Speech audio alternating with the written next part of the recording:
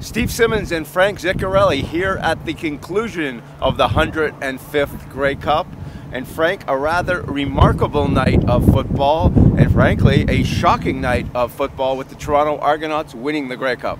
Yeah, you can also use the word improbable, suspenseful, and at times even dreadful. I mean, that was, I think it'll be remembered for the crazy big plays, 100-yard run, catch and run play, 110 scoop and score. Just like a phenomenally crazy game. Well, two things we've never seen before. We have never seen a 110-yard return on a fumble. We never have seen a 100-yard pass in a Grey Cup game. We haven't seen those things before in a championship game. And to win on the least likely of all kinds of plays, win the Calgary Stampede, a great Calgary Stampeders team that seems to fall apart when it matters most. They're at the 11-yard line, they're ready to go. He drops the ball, it's picked up. A guy nobody's ever heard of runs 110 yards for a touchdown, and suddenly the Argos are champions. Yeah, and I think the CFL's never seen a team so talented like Calgary lose back-to-back Grey Cups in such heartbreaking fashion.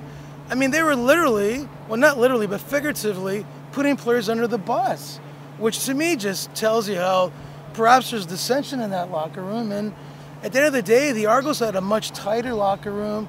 They were much more mentally stronger. Their resolve was incredible. And I think a lot of it has to do with the kind of coach Mark Trestman is, and how the person, as we all know, teams usually take on the personality of their head coach. And when Ricky Ray is basically the embodiment of Trestman, it just filters down. And that was truly a team effort. I talked to the owner, Larry Tannenbaum, after the game, and he's been around the Leafs and the Raptors and Toronto FC for 20-plus years without a championship. This tonight was special for him.